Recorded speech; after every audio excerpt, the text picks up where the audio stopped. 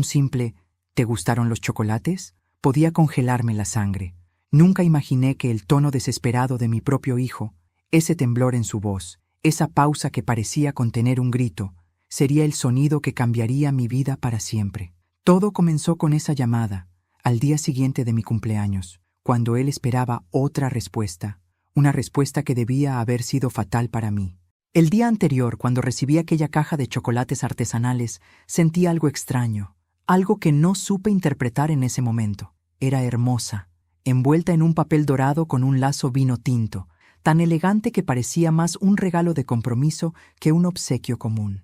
Mi hijo rara vez me regalaba algo, y cuando lo hacía era más por cumplir que por cariño. Pero esa caja se sentía distinta, perfecta, pensada, casi demasiado preparada. Y sin embargo, yo, tonta de mí, la dejé sobre la mesa sin abrirla de inmediato. Cuando él llamó al día siguiente, su voz sonaba nerviosa, como si llevara horas ensayando una conversación. «¿Y bien, mamá?», preguntó con un tono falso de entusiasmo. «¿Te gustaron los chocolates?». Yo estaba de buen humor. Había pasado la tarde anterior con mis nietos. Ellos habían visto la caja y se emocionaron más que yo. «Ah», respondí con una sonrisa. «Se los di a tu esposa y a los niños. A ellos les encantan los dulces». Hubo un silencio tan profundo que pensé que la llamada se había cortado. «Mamá», susurró al fin. «¿Qué hiciste?». «Pues eso», respondí tranquila. «Los compartí». ¿Qué hiciste?», gritó de pronto. «Dime que es una broma. Dime que no se los diste». Pero antes de continuar, quiero hacerte una invitación muy especial. Suscríbete al canal y deja tu me gusta. Esto me ayuda a ver que me apoyas y disfrutas de mis historias. Y comenta aquí abajo desde qué ciudad nos estás viendo. Ahora, continuemos. Aquel grito me golpeó el corazón. Nunca lo había escuchado usar ese tono conmigo. No era enojo, no era frustración, era pánico. Un miedo real, crudo, visceral. Un miedo que no tenía sentido. Hasta que por primera vez imaginé algo imposible. ¿Y si esos chocolates no eran un regalo? «¿Por qué te pones así?», pregunté con un hilo de voz. «Mamá», su respiración era entrecortada. «Mamá, escucha. Yo necesito que me digas si alguien más los comió. ¿Dónde están? ¿Queda alguno?». Me llevé la mano al pecho. «Los niños se los terminaron. Tu esposa también comió un par». «¿Por qué?». Un gemido escapó de su garganta. «Mamá, no era para ellos». Mi piel se erizó. «Entonces, ¿para quién eran?». No respondió. Solo se escuchó su respiración quebrada, su angustia, su culpa. Colgué sin entender del todo, temblando. Caminé hacia la mesa donde había estado la caja. El envoltorio aún estaba allí, arrugado por las manos pequeñas de mis nietos. Miré todo con nuevos ojos. El lazo perfectamente atado, el papel demasiado elegante, la etiqueta manuscrita. «Para la mejor mamá. Disfruta tu día». Demasiado dulce, demasiado perfecto, demasiado ajeno al hijo que yo conocía. Tomé el envoltorio y lo examiné despacio. Había un pequeño detalle que no vi el día anterior. Una esquina de la etiqueta estaba despegada. Al levantarla, apareció algo que me paralizó. Un número, un pequeño número escrito a mano, casi imperceptible. 27.8 mira. No entendí qué significaba. No era un precio, no era un código. Parecía una medida, una cantidad. Un escalofrío recorrió mi espalda. Mientras lo sostenía entre los dedos, mi nuera me llamó. «Mamá, los niños están vomitando. No sé qué pasa». El teléfono casi se me cayó de la mano. «¿Vomitando? ¿Desde cuándo?». «Hace media hora». Creí que era un virus, pero no sé, están muy pálidos. Mi estómago se cerró como un puño. Miré de nuevo el número escondido bajo la etiqueta. 27.8 miligramos. ¿Qué sustancia se mide así? Mi nuera continuó hablando desesperada, diciendo que iba a llevarlos al médico, que yo no me preocupara, que seguro era algo del almuerzo. Pero yo ya no escuchaba. Me quedé mirando la caja vacía, sintiendo cómo algo oscuro se abría camino dentro de mí. Mi hijo me regaló esos chocolates. Mi hijo esperaba que yo los comiera. Mi hijo entró en pánico al saber que otros los habían comido. Y ahora los niños estaban enfermos. Me puse la mano en la boca para contener un sollozo. ¿Qué había hecho mi propio hijo? ¿Qué contenían esos chocolates? ¿Cómo no pude ver antes lo que ahora era tan evidente? Me dejé caer en la silla, con el envoltorio apretado entre los dedos, temblando de pies a cabeza. Mi mente se negaba a aceptarlo, pero mi corazón ya sabía la verdad. Mi hijo no había querido celebrar mi cumpleaños. Había querido acabarlo. Colgué la llamada de mi nuera con el corazón en la garganta. Sentí que el mundo se me hundía bajo los pies. Era como si todas las piezas de un rompecabezas terrible comenzaran a encajar de golpe. Los niños enfermos, la desesperación de mi hijo, el número escondido bajo la etiqueta, la elegancia exagerada del regalo, una intuición tan oscura que me revolvió el estómago. Y aún así, mi mente se resistía a aceptar lo que el corazón ya sabía. Tomé mi bolso y salí de casa casi sin sentir mis piernas. No podía quedarme quieta, no podía pensar. Lo único que podía hacer era llegar al hospital lo más rápido posible. El camino se volvió una neblina. Semáforos, calles, autos, luces. Todo se mezclaba en una sola urgencia. Los niños, mis nietos, mis pequeños, los únicos seres en mi vida que jamás me habían pedido nada más que amor. Cuando llegué, encontré a mi nuera sentada en una silla de plástico, con los ojos rojos y las manos temblando. Al verme, se levantó de un salto y corrió hacia mí. No sé qué les pasó, sollozó. Estaban bien y de pronto empezaron a vomitar, a marearse. Se pusieron fríos como hielo. La abracé, pero mi cuerpo estaba rígido. ¿Qué dijeron los médicos? Que fue una intoxicación, respondió con la voz quebrada. Pero no saben con qué. Están haciendo pruebas. Mi corazón latió tan fuerte que me dolió. ¿Y tú? ¿Cómo te sientes? Ella tragó saliva. Yo también vomité, pero pensé que era estrés. Una punzada me atravesó el pecho. Ella también los comió. Ella también estaba en peligro. Ella, sin saberlo, había estado más cerca que yo del borde. Nos llamaron desde la puerta del área pediátrica. ¿Familia de los niños Alvarado? Corrimos. El médico que salió tenía la expresión seria, pero profesional. Están estables, dijo. Tuvieron una reacción fuerte, pero llegaron a tiempo. Seguiremos monitoreándolos, pero por ahora están fuera de peligro. Mi nuera rompió a llorar. Yo también, pero por dentro. Una parte de mí agradeció ese milagro.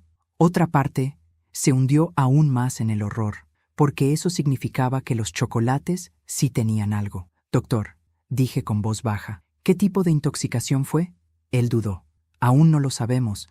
Encontramos rastros de una sustancia poco común. No es un alimento en mal estado. Es algo añadido. Esa palabra me perforó el alma. El doctor continuó. Los síntomas son compatibles con algunos alcaloides o sustancias similares a ciertos pesticidas, aunque en cantidades muy específicas. 27.8 mg. El número volvió a mi mente como un golpe. ¿Es algo fácil de conseguir? Pregunté, tratando de mantenerme serena. El doctor negó con firmeza. No en esa concentración, ni en presentación apta para ingerirse sin dejar sabor extraño. Quien lo mezcló sabía lo que hacía. Mi nuera se cubrió la boca con las manos, horrorizada. Yo sentí que las paredes del hospital se cerraban sobre mí. Quiero verlos, dije, porque era lo único que podía decir sin romperme. Nos llevaron a la habitación. Mis nietos estaban dormidos, pálidos, con sueros conectados. Me acerqué despacio, acaricié sus cabecitas tibias y sentí un nudo en la garganta que casi no me dejaba respirar. Abuela, susurró el mayor cuando abrió los ojos. Me dolía la panza, se me quebró el alma. Ya pasó, mi amor, ya estás aquí conmigo. Ya pasó. Me quedé junto a ellos un largo rato, y mientras los miraba dormir, algo dentro de mí comenzó a conectar recuerdos que había enterrado. Mi hijo no siempre fue así, o quizás sí, y yo nunca quise verlo. Recordé cuando tenía 12 años y le robó dinero a su padre. Recordé cuando, a los 16, mintió diciendo que un amigo le había roto el celular cuando fue él mismo en una rabieta. Recordé cómo se burlaba de mí cuando pensaba que no lo escuchaba. Recordé cómo hablaba de la vida como si todos le debieran algo.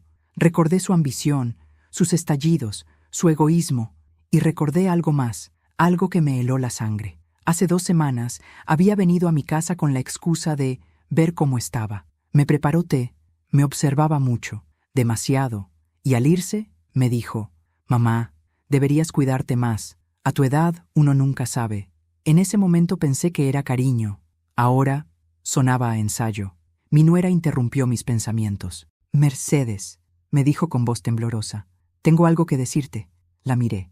La mujer estaba destrozada, pero sus ojos tenían algo diferente: miedo y sospecha. Tu hijo, susurró, actuó extraño estos días. Él me insistió mucho en que te mandáramos esos chocolates. No me dejó ver la compra. Dijo que era una sorpresa solo para ti. Sentí un mareo. Y ayer, continuó ella, recibí una llamada de un número desconocido. Un hombre preguntó si ya habías recibido el paquete. Pensé que era spam. Un frío recorrió mi espalda. ¿Un hombre?, pregunté. ¿Qué dijo? Solo eso. ¿Ya recibió el paquete? Nada más. La voz era seca, como de alguien apurado. Me temblaron las manos. Había un segundo involucrado. Un hombre desconocido. Alguien que preguntaba si yo ya tenía el paquete. Mi hijo no estaba solo. No solo había sido un impulso, un arranque o un error. Había un plan. Un plan cuidadosamente armado. Un plan que incluía a terceros. Un plan que necesitaba que yo comiera esos chocolates. Y entonces, un pensamiento aún más terrible cruzó mi mente. Si mis nietos no hubieran comido los chocolates, ¿habría alguien revisado mi autopsia? ¿O mi muerte habría sido declarada natural? Sentí que la sangre se me congelaba. Mi hijo me había enviado un regalo envenenado. Mis nietos casi mueren por accidente. Y aún faltaban piezas del plan, porque yo intuía algo con absoluta claridad. Esto no era solo por dinero, era algo más grande, algo más oscuro, algo que estaba a punto de salir a la luz. No pude dormir aquella noche en el hospital. Me quedé sentada entre las dos camitas de mis nietos, escuchando sus respiraciones débiles pero constantes, como si cada exhalación fuera un pequeño recordatorio de que aún estaban conmigo. Mi nuera se había quedado dormida en una silla, agotada por el susto y la culpa, aunque yo sabía que su culpa no era la más grande en esa habitación. La mía tampoco. La verdadera culpa estaba en otro lugar, o mejor dicho, en otra persona. A las 6 de la mañana, un médico golpeó suavemente la puerta. Me levanté sin hacer ruido y salí al pasillo con él. Su expresión era seria. «Señora Alvarado», dijo, «tenemos los resultados preliminares de las pruebas toxicológicas». Mi corazón latió con un golpe seco. ¿Qué encontraron? ¿Qué tenían los chocolates? El doctor respiró hondo, como si eligiera cada palabra con precisión quirúrgica. Encontramos rastros de solanina concentrada. El nombre no me era familiar. Mi rostro lo delató. Es un alcaloide altamente tóxico, explicó. Normalmente se encuentra en plantas de la familia de las solanáceas, pero para alcanzar niveles peligrosos, alguien debió extraerla deliberadamente. No es algo casual, no es un alimento en mal estado, no se produce por accidente. Mi sangre se volvió hielo. Entonces, ¿fue añadido? El doctor asintió con una gravedad que me hizo temblar, con precisión y con conocimiento. La concentración era tan específica que no pudo haber sido mezclada por un aficionado. Alguien sabía exactamente qué hacía. 27.8 milímetros. Ese número volvió a mi mente como un cuchillazo. ¿Y pudieron rastrear de dónde venían los chocolates?, pregunté. Estamos averiguando, respondió. Pero puedo decirle algo más. Se acercó un poco, bajando el tono. Esta sustancia no se encuentra fácilmente. Tampoco se compra en comercios. Esto requiere contactos o acceso a laboratorios. Sentí que mis piernas querían doblarse. ¿Qué habría pasado si mis nietos hubieran comido un poco más?, pregunté con un hilo de voz. El médico cerró los ojos. No estaríamos hablando ahora. Tuve que apoyarme en la pared para no caer. No eran solo chocolates. Era un arma. Y yo la había entregado con mis propias manos a mis nietos inocentes. El médico me ofreció un vaso de agua, pero mis manos temblaban demasiado para sostenerlo. ¿Puedo hablar con el forense del laboratorio?, pregunté después de recuperar un poco la voz. Claro, respondió. Él mismo pidió hablar con usted. Dice que hay algo que debe ver. Eso me inquietó aún más. Media hora después, me presentaba en una sala pequeña de análisis, donde un hombre delgado con bata blanca observaba un microscopio. Levantó la vista cuando me vio entrar. ¿Usted es la abuela de los niños?, preguntó. Asentí. Tengo algo que mostrarle, dijo mientras sacaba una bolsita transparente. Dentro había un pequeño fragmento metálico. Lo encontramos dentro del chocolate, explicó. Algo tan pequeño que pudo confundirse con cualquier cosa si no hubiéramos hecho un análisis completo. Lo tomó con unas pinzas. Es parte de un microtubo, continuó. Se usa para transportar sustancias en pequeñas cantidades. Alguien inyectó la solanina líquida en los chocolates, selló los agujeros y dejó dentro este fragmento. probablemente por descuido. Mi estómago se revolvió. ¿Se puede saber de dónde proviene? El técnico me miró con solemnidad. Este tipo de microtubos se usa en laboratorios farmacéuticos o en centros de investigación. No es un utensilio doméstico. Me quedé sin habla. ¿Quiere decir que alguien con acceso profesional estuvo involucrado? ¿O alguien cercano a alguien con ese acceso? Matizó. Todavía estamos analizando. Guardó silencio un instante y luego añadió. Pero hay algo más inquietante. Sacó una caja idéntica a la que yo había recibido y la puso sobre la mesa. Hicimos una búsqueda rápida con el código de producción. Esta marca de chocolates artesanales fue descontinuada hace 3 años. Mis ojos se abrieron como platos. Pero mi hijo me la envió hace 2 días. El técnico asintió despacio. Exacto. La caja es antigua. El diseño corresponde a una edición limitada que ya no se fabrica. Alguien guardó el empaque durante años, o lo consiguió deliberadamente por fuera del mercado. Un sudor frío me corrió por la espalda. ¿Y por qué alguien haría algo así? El técnico me miró con cautela. Porque una caja así no llama la atención. Es un regalo perfecto, elegante, antiguo, especial. No genera sospechas, y nadie pensaría que fue manipulada. Sentí un mareo. No era solo que mi hijo me hubiera enviado chocolates. Es que alguien había preparado ese regalo con un nivel de cálculo que me aterrorizó. Señora, dijo el técnico, esto no es una ocurrencia impulsiva. Esto es un plan pensado. Sus palabras eran el eco de mi propia intuición. Un plan, con pasos, con tiempos, con ejecución. Y yo solo había visto la superficie. Cuando salí del laboratorio, mi nuera me esperaba sentada en un banco del pasillo. Se levantó al verme. Tenía los ojos hinchados. Mercedes, susurró. Hay algo más. Me acerqué despacio. ¿Qué cosa? Ella sacó su teléfono. Temblaba. Anoche, mientras buscaba la tarjeta del seguro de los niños, encontré algo en el cajón de mi esposo. Mi corazón dio un vuelco. ¿Qué encontraste? Ella abrió la galería del teléfono y me mostró una foto. Una hoja impresa, arrugada. En la parte superior decía, solicitud de beneficio por fallecimiento. Titular, Mercedes Alvarado. Sentí que el aire se me escapaba de los pulmones. La llenó hace 3 semanas, susurró. Y no me dijo nada. Mi mundo se volvió un zumbido. Frente a mí, la esposa de mi hijo lloraba en silencio. Mercedes, creo que mi marido quería que tú ya no estuvieras. Sus últimas palabras fueron un susurro quebrado.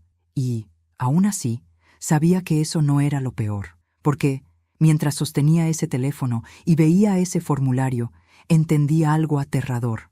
Mi hijo apenas era la punta del iceberg. Había alguien más detrás, alguien con acceso, con conocimientos, con intención. Alguien que quizá llevaba años esperando este momento. Cuando sostuve en mis manos aquella solicitud de beneficio por fallecimiento, sentí que mis huesos se debilitaban. Nunca imaginé ver mi nombre impreso bajo un título tan macabro, mucho menos escrito por mi propio hijo. Esa hoja era la prueba física de algo que mi corazón aún luchaba por aceptar. Él había planeado mi muerte. No había manera de justificarlo. No había excusas que suavizaran la verdad. Él quería que yo desapareciera. Por dinero. Me quedé mirando el documento largo rato, como si las letras pudieran transformarse en otra cosa, como si fuese posible cambiar lo que significaban. Pero no. Eran definitivas, incuestionables, y lo que más me hirió no fue su firma, sino la fecha. 3 semanas atrás. Lo había pensado, calculado, preparado. No era un impulso, ni un ataque de ira. Era la frialdad pura de una decisión premeditada. Mi nuera tenía los ojos llenos de lágrimas. Yo no sabía nada, Mercedes, te lo juro. Si lo hubiera sabido, nunca habría dejado que los niños comieran esos chocolates. La abracé. No es tu culpa. Tú también eres víctima en esto. Y realmente lo era. Había amado a mi hijo con una ceguera absoluta. Y eso había arrastrado a su familia a un peligro del que solo una casualidad terrible los había salvado. Haber comido mis chocolates. Mientras esperaba noticias nuevas del laboratorio, me fui a casa. Necesitaba pensar, necesitaba entender y, sobre todo, necesitaba recordar. Desempolvar los rincones de mi memoria donde guardaba fragmentos de quién había sido mi hijo antes de convertirse en eso. Cuando entré en mi sala, me cayó encima un silencio que dolía. En ese silencio, mis recuerdos parecieron despertarse como sombras largas. Pensé en cuando él tenía 10 años y empujó a un compañero de escuela por envidia. En cuando, a los 18, finge un robo para sacar dinero de su padre. En cómo siempre buscaba la salida fácil, el atajo, la mentira conveniente. Yo lo justificaba, siempre. Es joven, está confundido, necesita guía, pero tal vez no había sido confusión. Tal vez él siempre tuvo una parte oscura que yo no quise ver. Mientras revolvía cajones en busca de algún documento antiguo, encontré algo que me detuvo, una caja de fotos. Allí estaba él, de niño, sonriendo, abrazándome, abrazando a su hermana. Y aún así, detrás de esa sonrisa infantil, ahora podía reconocer un brillo distinto. Una mezcla de arrogancia y cálculo que nunca interpreté correctamente. Me derrumbé en el sofá y lloré, no por mí, sino por él, por lo que pudo haber sido, por lo que acabó siendo, por el vacío inmenso que deja en una madre la certeza de que educó a alguien capaz de matar. Me limpié las lágrimas cuando sonó el teléfono. Era un número desconocido. Dudé un segundo, pero contesté. «¿Señora Mercedes Alvarado?», preguntó una voz masculina. Sentí un escalofrío. «Sí». «¿Quién habla?». «Soy el detective Morales. Llevo la investigación por la intoxicación de los menores. Necesito hablar con usted. Sé que ha estado en el hospital, pero hay avances importantes». Mi respiración se aceleró. «Estoy en casa. Puede venir». Tardó menos de 20 minutos. Era un hombre de rostro serio, de mirada afilada, de esos que parecen leer más de lo que dicen. «Señora», comenzó, «encontramos 2 cosas que complican el caso y lo vuelven más grave». Le hice pasar a la sala. «Dígame», susurré, casi sin voz. Sacó una carpeta gruesa y la puso sobre la mesa. «Primero», dijo abriendo la carpeta, «rastreamos el envío del paquete. Su hijo no lo compró en ninguna tienda. Fue armado a mano. Alguien consiguió la caja antigua, insertó los microtubos, dosificó la sustancia y lo llevó a una empresa de mensajería que no exige identificación detallada. Ya no había forma de negar nada. Él la planeó», dije. «Él lo hizo». «No tan rápido», replicó Morales. «Sí, su hijo está involucrado, pero no actuó solo». Mi corazón dio un vuelco. «¿Qué quiere decir?». El detective sacó otra hoja. «Tenemos cámaras de seguridad del envío. Su hijo aparece, pero no está solo. Está acompañado por un hombre que se encarga de entregar la caja al empleado mientras su hijo mira hacia otro lado, como obedeciendo instrucciones. Ese hombre parece liderar la acción. No es un simple acompañante». Me quedé helada. «¿Quién es?». El detective tomó aire, como si pesara cada palabra. «Creemos que es alguien cercano a usted». «¿A mí?», pregunté con incredulidad. Él asintió. «Sí, alguien que conoce su rutina, su dirección, su fecha de cumpleaños. Alguien que estuvo en su vida en los últimos años. Alguien que no es ajeno a su familia». Un temblor subió por mi espalda. «¿Tiene nombre?». El detective pasó una fotografía hacia mí. Cuando la imagen se detuvo en la mesa, mis manos temblaron. Era un rostro conocido. Un rostro que jamás habría imaginado ahí. Un rostro que formó parte de mi vida, como si fuera de confianza. «¿Él?», susurré con horror. El detective asintió. «Sí, él. Su yerno, el esposo de su hija». Sentí que el mundo se me oscurecía. «Pero, ¿por qué?». Apenas pude articular. «Porque él también tenía motivos». El detective abrió otra hoja. Descubrimos movimientos bancarios sospechosos entre él y su hijo. Transferencias pequeñas, repetidas, como si estuvieran pagando algo en conjunto. «Además», siguió, «encontramos su nombre vinculado a un laboratorio farmacéutico donde trabajó hace años». Un zumbido me llenó los oídos. «¿Quiere decir que ellos dos...». «Sí, señora», respondió Morales con firmeza. «Su hijo y su yerno trabajaron juntos. No es solo un crimen familiar, es una conspiración económica, una en la que usted era el obstáculo final». Mi respiración se detuvo. Mi hijo, mi yerno, juntos, planeando mi muerte. No por odio, no por accidente, no por impulso, por dinero, por ambición, por conveniencia. Y por primera vez en toda la historia, lo supe con una claridad aterradora. Mi supervivencia no fue un milagro, fue una amenaza para ellos. Me quedé mirando la fotografía sobre la mesa como si estuviera viendo una escena imposible. Mi yerno, el esposo de mi hija, el hombre que había cenado en mi mesa cientos de veces, que me llamaba suegra, con una sonrisa amable, que cargaba las sillas del jardín cuando se ofrecía a ayudar, que siempre me trató con esa cortesía suave que uno confunde con respeto. Ese hombre estaba allí, en una imagen fría, sosteniendo una caja que contenía una dosis mortal de veneno, una caja destinada a mí. Sentí que algo dentro de mí se rompía de una manera que ninguna traición anterior había logrado. Si mi hijo me había roto el corazón, mi yerno acababa de desgarrarlo. El detective Morales, con su voz firme pero compasiva, continuó. Su yerno trabajó hace años en un laboratorio clandestino que cerró tras una investigación. Están buscando conexiones con la sustancia encontrada en los chocolates, pero las transferencias entre él y su hijo, esas son las pruebas que más pesan. Hay dinero entrando desde hace meses, pequeñas cantidades, de formas muy específicas. Mi cabeza daba vueltas. Mi hijo quería mi herencia. Mi yerno, ¿qué ganaba él? Cerré los ojos para poder pensar, y entonces recordé algo que me heló la sangre. Mi hija, en la última Navidad, dijo algo que en ese momento me pareció una tontería. Últimamente creo que mi marido está más interesado en tu vida financiera que en la nuestra. Yo me reí. Ella no. Ella insistió. Yo cambié de tema. ¡Qué ironía tan cruel! La pista estuvo frente a mí, pero preferí ignorarla. La voz del detective interrumpió mis pensamientos. Necesito saber, señora Alvarado, si usted está dispuesta a colaborar con la investigación. Esto es más grande de lo que imaginábamos. Tomé aire profundamente. Haré todo lo que sea necesario. Morales asintió, pero antes de continuar, su teléfono vibró. Respondió, escuchó unos segundos y, con el ceño fruncido, me hizo un gesto para esperar. Colgó despacio. Acaban de salir más resultados del laboratorio. Encontraron huellas parciales dentro del envoltorio y no pertenecen a su hijo. Mi estómago se hundió. ¿De quién son?, pregunté. Morales abrió una carpeta y señaló algo. Coinciden en un 62% con un perfil registrado. Estamos confirmando al 100%, pero todo indica que... Se detuvo. Me miró. Su expresión decía que la verdad dolería aún más. Dígame de una vez, exigí. Indican que las huellas podrían ser de su hija. Sentí que el aire desaparecía de mi cuerpo. Di un paso hacia atrás, y luego otro, hasta que choqué contra la pared. No, susurré.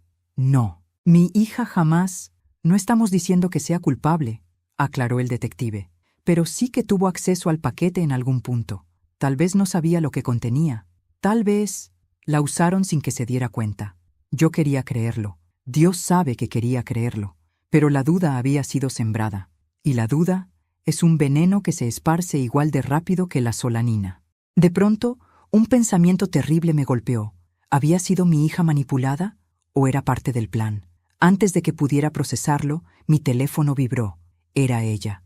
Contesté con manos temblorosas. «Mamá», dijo con voz agitada, «necesito verte. Es urgente. Estoy con miedo». Mi corazón se aceleró. «¿Qué pasó?» «Mi marido», dijo entre sollozos. «Encontré cosas terribles. Necesito hablar contigo. Estoy en casa. Ven, por favor». Su voz no sonaba actuada. Sonaba rota, destrozada. Le dije que iría, y colgué. Morales me miró con atención. «No vaya sola. Vamos con usted», asentí. No tenía fuerzas para discutir. El camino a casa de mi hija fue silencioso, tenso, cargado de un presentimiento que se me agarraba al pecho. Cuando llegamos, la puerta estaba entreabierta. Entré primero, llamándola. «Hija, ¿dónde estás?», escuché su voz desde la sala. «Aquí, mamá». Corrió hacia mí y me abrazó con fuerza. Tenía los ojos hinchados, la cara pálida. «Mamá», susurró. «No sé qué está pasando, pero encontré esto». Me entregó un sobre arrugado. Adentro había papeles, cuentas, extractos bancarios y una carpeta que decía «Plan de reorganización patrimonial. Caso Alvarado». Abrí los documentos con miedo. Lo que vi me dejó sin palabras. Una serie de movimientos financieros y anotaciones que involucraban cuentas a mi nombre, mi vivienda, mis pertenencias, incluso mis gastos médicos. Todo estaba calculado para ser transferido o liquidado tras el fallecimiento de la titular. Mi hija lloraba. «Mamá, yo no sabía nada. Encontré esto en su estudio. Él lo guardó en una carpeta con mis contratos. Yo no sabía que estaban planeando esto». La abracé con toda la fuerza que me quedaba. Tranquila, hija, no te culpo. Ella se aferró a mí como una niña pequeña. Él me manipuló, me revisaba el teléfono, me decía qué podía ver y qué no. Pensé que era control, no esto. El detective Morales intervino con calma. ¿Dónde está su esposo ahora? Mi hija negó con la cabeza. No lo sé. Salió hace 2 horas. Dijo que tenía cosas que arreglar. Morales intercambió una mirada grave con otro oficial. Tenemos que revisar la casa. Fue entonces cuando mi hija dijo algo que detuvo a todos. Esperen, hay algo más. Se secó las lágrimas y abrió el cajón de la mesa de centro. Sacó una llave pequeña. Esta llave no abre nada en la casa. Y él la escondía demasiado bien. Yo creo que pertenece a algún lugar donde guardaba cosas importantes. Morales tomó la llave, la examinó y su rostro se tensó. Ya sé de dónde es, dijo. Es una llave de casillero de seguridad. Me miró directamente. Y si su yerno tiene documentos allí, es muy posible que su hijo también los tenga. Sentí un escalofrío tan grande que tuve que apoyarme en el sofá. Entonces, susurré. Ahí está la última pieza del plan. Morales asintió. Sí, señora. Ese casillero podría contener la evidencia final. O algo peor, la prueba de que esto no fue solo por dinero, sino por un secreto que usted no sabía que tenía. El mundo pareció detenerse. Pero antes de continuar, dime aquí en los comentarios qué te está pareciendo esta historia hasta ahora y qué harías tú en su lugar. No te vayas del video, porque lo que viene a continuación te pondrá la piel de gallina. El detective Morales sostuvo la llave entre sus dedos como si fuera una pieza sagrada, un fragmento crucial del rompecabezas que por fin podía abrirnos la puerta a la verdad. Yo la observaba sin poder apartar la vista. Aquella pequeña llave metálica parecía inocente, pero sabía que detrás de ella había algo grande, algo peligroso, algo que mi hijo y mi yerno habían querido ocultar a cualquier precio, incluso al precio de mi vida. Tenemos que ir al banco, dijo Morales. Ese casillero podría contener documentos, contratos, grabaciones, algo que explique por qué hicieron todo esto. Mi hija seguía temblando. Se sentó en el sofá, sosteniendo su cabeza entre las manos. No entiendo cómo llegamos a esto, susurró. Mi marido, mamá, si tú vieras las cosas que encontré. Planillas, notas, mensajes codificados, como si él llevara años preparando algo. Años, mamá. Sus palabras me perforaron el pecho. Años. Eso significaba que no era una idea reciente, ni un momento de desesperación. Era un plan de larga data, paciencia fría, cálculo, maquinación. Respiré profundo para no perder el control. Hija, escucha, le dije. Tú también fuiste víctima. Él te usó. No te culpes. Ella levantó la mirada, con lágrimas conteniéndose en sus párpados. Pero yo podría haber visto antes. Las señales estaban ahí. Él se enfadaba si mencionabas tu herencia. Se ponía tenso cuando venías. Decía que tú eras un obstáculo para nuestra estabilidad económica. ¿Cómo no lo entendí? Me acerqué y acaricié su hombro. Porque uno no imagina el mal cuando viene de alguien que dice amarte. Ella rompió a llorar. Morales esperó un momento y luego habló. Debemos movernos. Si su yerno o su hijo sospechan que estamos tras ellos, pueden destruir pruebas. Esa frase me atravesó como un rayo. Mi hijo, mi propio hijo. ¿En qué momento lo perdí? ¿En qué momento cambió tanto? ¿O siempre fue así? Y yo lo protegí tanto que nunca lo vi. Sacudí esos pensamientos. Ahora no era momento de llorar, era momento de actuar. El banco estaba lejos, un edificio moderno de vidrio azul. Morales había pedido una orden judicial urgente para abrir el casillero. Gracias a la intoxicación, la evidencia previa y el documento de la solicitud de fallecimiento, el juez no tardó en aprobarla. Mientras esperábamos en la entrada, mi corazón golpeaba contra las costillas como si quisiera salir corriendo. Pero yo no iba a huir. No ahora. ¿Está lista para lo que encontremos? Me preguntó Morales. No, respondí. Pero igual abriré esa puerta. Nos llamaron desde adentro. Un gerente, serio y sudoroso, nos acompañó al nivel subterráneo. Los casilleros estaban alineados como tumbas verticales, fríos, silenciosos, inmutables. Morales insertó la llave con un giro firme. El casillero se abrió con un clic suave. Yo contuve la respiración. Aquí vamos, dijo el detective. Sacó una caja metálica alargada, la puso sobre la mesa, abrió la tapa. Los tres nos inclinamos para mirar, y lo que vi me heló el alma. Lo primero que había eran fotografías, decenas, quizá más de 100, fotografías mías, entrando al supermercado, caminando al centro de fisioterapia, regando mis plantas, hablando con vecinas, esperando el autobús, saliendo de la panadería, recibiendo correspondencia, durmiendo en la terraza, fotos tomadas desde lejos, desde ángulos ocultos, fotos en las que yo no sabía que estaba siendo observada, vigilada, perseguida. Me llevé la mano a la boca. Mi hija soltó un sollozo. Morales se puso rígido. Esto es seguimiento profesional, murmuró el detective. No es obra de un aficionado. Aquí hay más que un simple interés económico. Esto es vigilancia organizada. Debajo de las fotos había documentos, mapas de los lugares donde yo iba cada semana, horarios anotados, las rutas de mis caminatas, un calendario con días marcados, días donde yo tenía citas médicas, reuniones o rutinas fijas. Era como ver mi vida convertida en un expediente policial. Y entonces lo vimos, un sobre amarillo. En su exterior decía, escrito a mano, Plan B, si Mercedes sobrevive. Sentí que el mundo se estremecía. Morales abrió el sobre con sumo cuidado. Dentro había una hoja doblada en 4. La desplegó. Leí el título y casi me desmayé. Procedimiento para incapacidad legal de la titular. Era un plan para declararme incapaz, internarme en un centro y tomar control total de mis bienes. Mi hijo, mi yerno. Ellos ya habían considerado la posibilidad de que el envenenamiento fallara. Y si fallaba, tenían un plan para destruirme sin matarme. Me apoyé en la mesa para no caer. Mi hija lloraba en silencio. Morales maldecía entre dientes, pero aún quedaba algo más en la caja, un cuaderno negro. Morales lo abrió, y su expresión cambió. Dios mío, susurró. Me lo mostró. Era un cuaderno lleno de anotaciones secretas, fechas, nombres, cifras, tareas asignadas, y un título en la primera página. Sociedad Estratégica, M.A., Plus RG, M.A., mi hijo, RG, mi yerno. Eran socios, formalmente, en un plan, en una conspiración. Y luego, la frase que me destruyó por completo. Objetivo final, sucesión inmediata. Sentí que las piernas me fallaban. Tuve que sentarme. El mundo era una marea que no dejaba de golpearme. Morales cerró el cuaderno lentamente. Se acabó, dijo con voz grave. Con esto, caerán los dos. No hay forma de que escapen. Pero él no había visto lo último. En el fondo del casillero había un sobre más pequeño. Lo abrí con manos temblorosas. Era una carta, escrita con la letra de mi hijo. La primera línea decía, Mamá, si estás leyendo esto, es porque todo salió mal. Me quedé sin aliento. Morales se acercó para leer conmigo. Quiero que sepas que nada de esto es personal. Es necesario. Tú ya viviste tu vida. Nosotros apenas estamos empezando.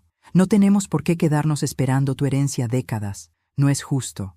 No es práctico. No es eficiente. Lo entenderás cuando seas parte del plan. Yo lo hago por el bien de la familia. Algún día, todo esto tendrá sentido. La carta se me cayó de las manos. El detective respiró hondo. Mercedes, dijo con voz suave. Esto es la confirmación final. Pero yo apenas podía escuchar. Mi mente estaba en otra parte, porque al final de la carta había algo más, una firma. Y debajo de la firma, una frase que jamás olvidaré. PD, si algo sale mal, ya tenemos listos los pasos para el plan C. Mi voz se quebró. ¿Plan C? Morales me miró con una seriedad fría. ¿Sí? Y ahora tenemos que averiguar qué es el plan C. Nunca imaginé que llegaría el día en que tendría que preparar una trampa para mi propio hijo. Pero mientras sostenía aquella carta, donde él mismo explicaba, con una frialdad escalofriante, por qué debía morir, supe que no había otro camino. Ya no era una madre tratando de entender. Era una mujer defendiendo su vida.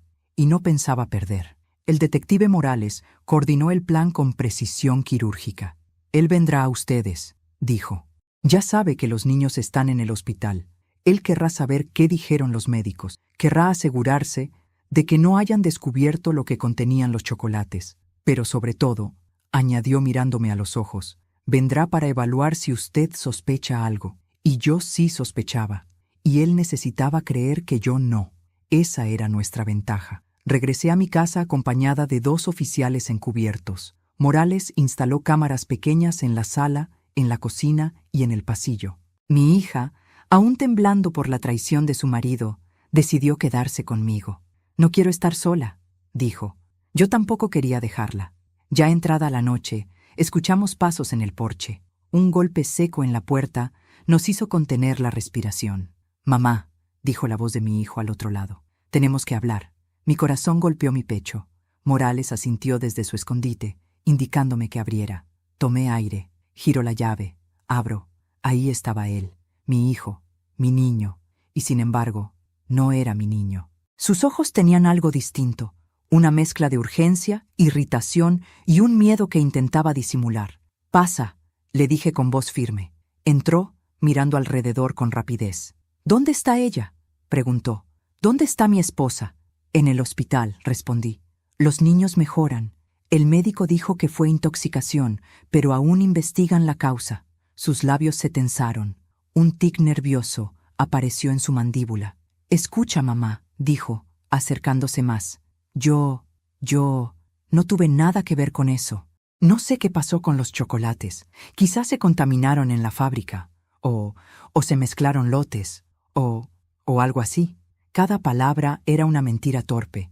Una piedra más en la tumba que estaba cavando con sus propias manos. ¿Por qué estás tan preocupado?, pregunté suavemente. Él tragó saliva. Porque, ¿cómo no voy a estarlo? Son mis hijos. Sus hijos estaban intoxicados por un veneno que él mismo había pagado. Me acerqué un poco más. Entonces explícame, ¿por qué gritaste así cuando te dije que ellos comieron los chocolates? Sus pupilas se dilataron. Dio un paso atrás. Yo no... Mamá, entiéndeme. Te escuché, lo interrumpí. ¿Qué hiciste? Dijiste. Gritaste. Te desesperaste. Y ahora quieres convencerme de que era un simple regalo. Él apretó los puños. La máscara empezaba a caerse. Mamá, dijo entre dientes, no inventes cosas. Tú siempre malinterpretas todo. La vieja táctica. Hacerme creer que era mi culpa. Manipulación emocional. Gaslighting. Lo había visto antes. Lo había permitido antes. Pero esta vez no. No estoy inventando nada, respondí con calma. ¿Por qué no te sientas y hablamos? Mi hijo dio un paso hacia mí con una sonrisa falsa. Tienes razón. Perdón. Estoy nervioso. Solo quiero ayudarte. Ayudarme. La misma palabra que usó en su carta.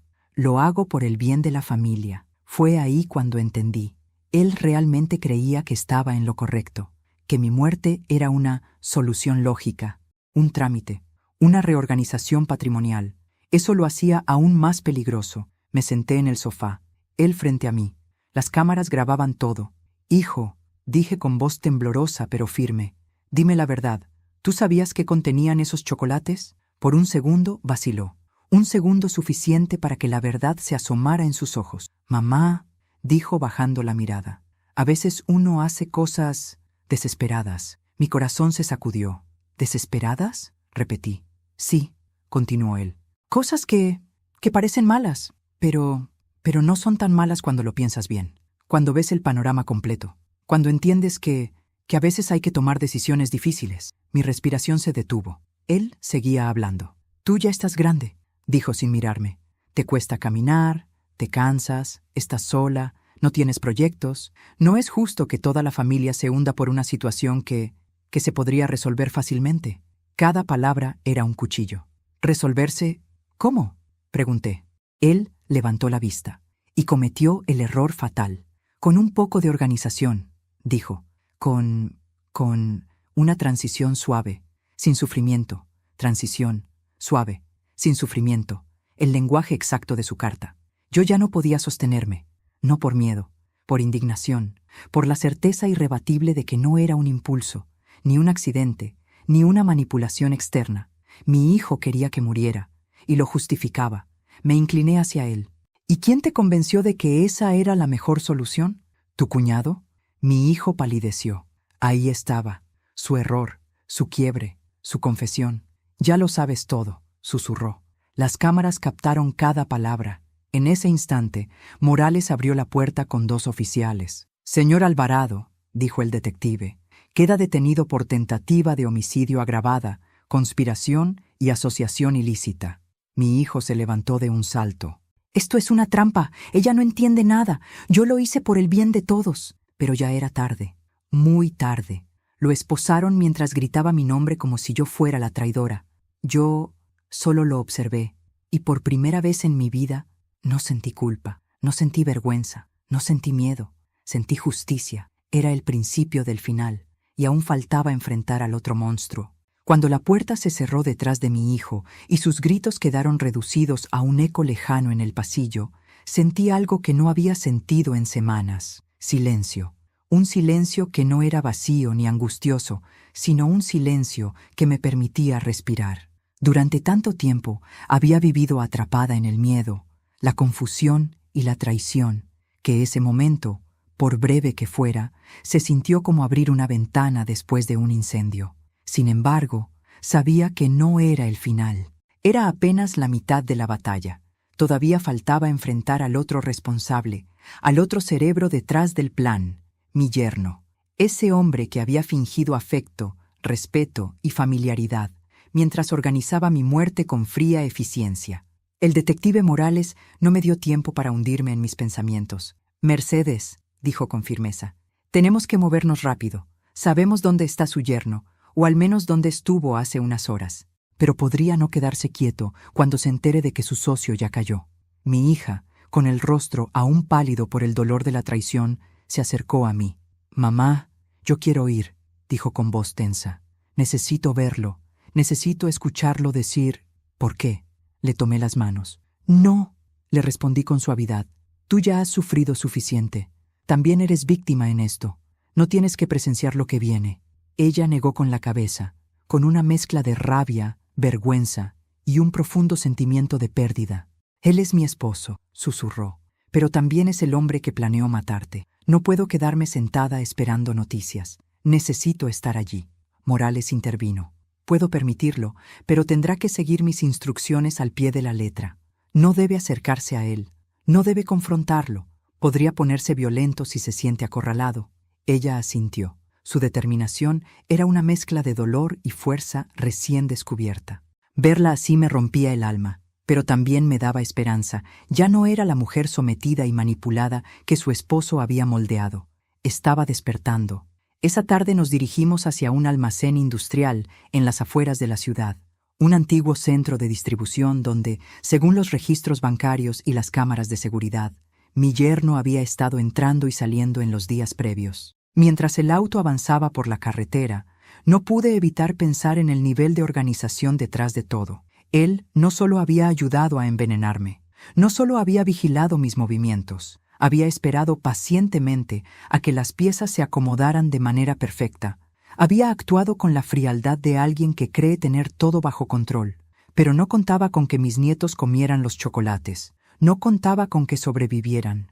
No contaba con que yo siguiera viva para ver el infierno que su ambición había construido. El auto se detuvo.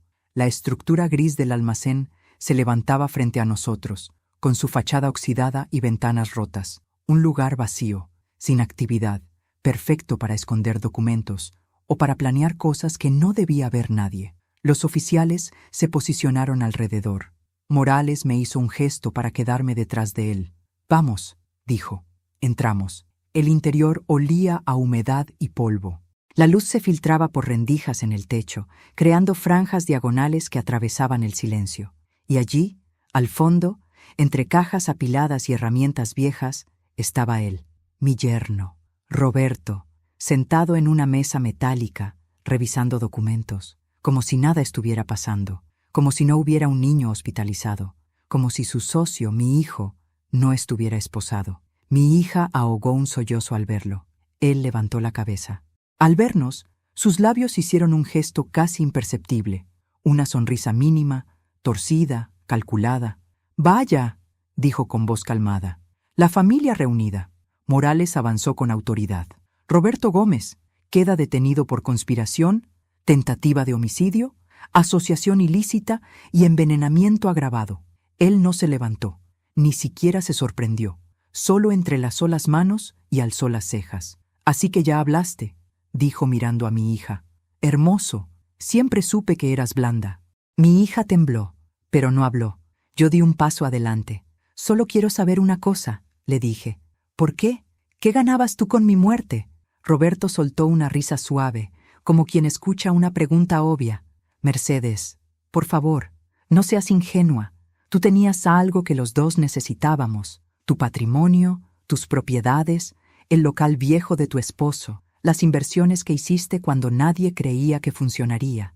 Tú estabas sentada sobre todo, sin usarlo, sin moverlo, sin explotarlo. Era un tesoro dormido, dinero muerto. Mi hija llevó una mano a la boca, horrorizada. Eras un obstáculo, continuó Roberto, y los obstáculos se eliminan. Así funcionan las cosas en el mundo real. No es personal, no es personal. La misma frase que mi hijo había usado en su carta, la misma frialdad, la misma miseria humana. Mi voz salió más firme de lo que esperaba. Entonces, fuiste tú quien convenció a mi hijo. Yo solo lo ayudé a ver las cosas con claridad, dijo, cruzando los brazos. Él tenía sus propios motivos, deudas, frustraciones, resentimiento contigo por haber tenido una vida más fácil que él, según sus palabras. Yo solo reuní las piezas. Morales intervino. ¿Y el plan C?, preguntó. Roberto sonrió de lado. Ah, así que encontraron la carta. Muy bien. Significa que todo salió aún peor de lo que imaginé. Aún peor. ¿Qué es el plan C?, exigí. Roberto me miró directo a los ojos, como quien disfruta del golpe final. El plan C era simple. Si tú sobrevivías y no podíamos incapacitarte legalmente, entonces inventaríamos que eras peligrosa para ti misma. Un brote, un desorden, un episodio psicótico. Ya teníamos todo listo para internarte en un centro. La ley permite hacerlo si hay riesgo. Y una mujer de tu edad, sola, vulnerable, es perfecta para ese tipo de diagnósticos. Sentí náuseas. Mi hija rompió a llorar. Morales apretó los dientes. «Eres un enfermo», le dije con la voz quebrada. «Un monstruo». Él se encogió de hombros. Yo lo llamo pragmatismo. Fue entonces cuando ocurrió. Un ruido seco, un portón metálico golpeando. Roberto se giró, y 3 oficiales entraron corriendo. «Señor Gómez, está rodeado. Manos arriba». Él levantó las manos con calma, como si todo fuera un trámite. «Tranquilos», dijo. «No soy violento. No necesito serlo». Lo esposaron. Lo sacaron del almacén. Ni una lágrima, ni un arrepentimiento. Solo el mismo gesto sereno de alguien que cree que la ley es un juego del que puede salir si contraataca bien. Pero no esta vez. Días después fue el juicio preliminar. Mi hijo, cabizbajo pero aún buscando excusas, evitaba mirarme. Mi yerno, en cambio, mantenía la mirada en alto, como un estratega caído. Cuando los fiscales presentaron las pruebas, las fotografías, los documentos, el cuaderno negro, la carta, los análisis toxicológicos, la sala quedó en silencio absoluto. Era imposible negarlo. Era imposible minimizarlo. Era imposible justificarlo. Intentaron culparse entre ellos. Mi hijo dijo que Roberto había tenido la idea. Roberto dijo que mi hijo era quien tenía intenciones desde hace años. Ambos decían la verdad. Ambos mentían. Ambos eran culpables. El juez ordenó prisión preventiva inmediata. Yo caminé fuera del tribunal con mi hija a mi lado. Ella lloró en mis brazos. «Perdóname, mamá», susurró. No supe ver quién tenía a mi lado. La abracé con toda mi alma. «No tienes que pedirme perdón», le dije. «A veces el mal se esconde detrás de la costumbre, y nadie tiene culpa de confiar. La culpa es de quienes traicionan esa confianza». Ella siguió llorando, liberando días, meses, quizá años de manipulación, control y miedo. Yo también lloré, pero mis lágrimas eran diferentes. Eran de alivio, de cansancio, de agradecimiento por estar viva, de dolor por todo lo que perdí, pero también de fuerza por todo lo que recuperé. Recuperé mi voz, mi dignidad, mi vida. Hoy, mientras escribo estas palabras desde la mesa de mi cocina, con los niños sanos, mi hija a mi lado y una sensación de paz que pensé que nunca volvería a sentir, entiendo que mi renacer no vino del castigo que recibieron. Vino de saber que no dejé que me destruyeran, que luché, que sobreviví, que enfrenté el horror con la frente en alto y que nunca más permitiré que alguien decida por mí, ni mi vida, ni mi muerte, ni mi destino. Porque hoy, a mis 67 años, sé que no hay edad para reconstruirse, y no hay traición tan grande que pueda apagar la fuerza de una mujer que decide levantarse. El día en que todo terminó, Desperté antes del amanecer. No sé si fue la costumbre, el silencio o ese instinto que aparece cuando el alma finalmente deja de pelear y empieza a sanar. Me puse una chaqueta ligera y salí a caminar por el jardín. El aire fresco de la mañana me recibió como un abrazo que llevaba demasiado tiempo esperando. Era la primera vez, en meses, que mi pecho no sentía el peso invisible del miedo. Por un momento, respiré hondo y pensé, estoy viva, sigo aquí. Y esas simples palabras, que antes parecían pequeñas, ahora tenían la fuerza de un milagro. Mis nietos salieron al porche minutos después, con sonrisas somnolientas y el cabello revuelto. Verlos correr hacia mí, reír, abrazarme sin miedo, sin dolor y sin peligro, fue el regalo más grande que pudo darme la vida. En cuanto los tuve entre mis brazos, supe que todo lo que atravesé valió la pena. No porque el sufrimiento fuese justo, sino porque aprendí que incluso en el abismo más oscuro, todavía hay luz esperándonos. Una luz que nos recuerda que no estamos hechos para rendirnos, sino para resistir. Mi hija apareció detrás de ellos, con una serenidad nueva en los ojos, una que nunca le había visto. Había sobrevivido a un matrimonio de mentiras, manipulación y control. Y al igual que yo, estaba aprendiendo a reconstruirse poco a poco. La tomé de la mano y ambas entendimos, sin decir palabra, que íbamos a salir adelante juntas, que lo peor había quedado atrás, que ninguno de los monstruos que intentaron destruirnos volvería a hacernos daño jamás. Ese pensamiento me llenó de una fuerza que no sabía que aún tenía. Miré el cielo, sentí el sol tibio sobre la piel, y por primera vez en mucho tiempo ya no vi sombras detrás de cada recuerdo. No sentí el peso de lo que perdí, sino la certeza de lo que todavía me queda.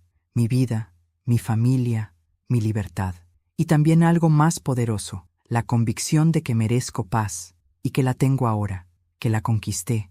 Y antes de despedirnos, quiero hacerte una invitación muy especial. Si esta historia te tocó el corazón, deja tu me gusta.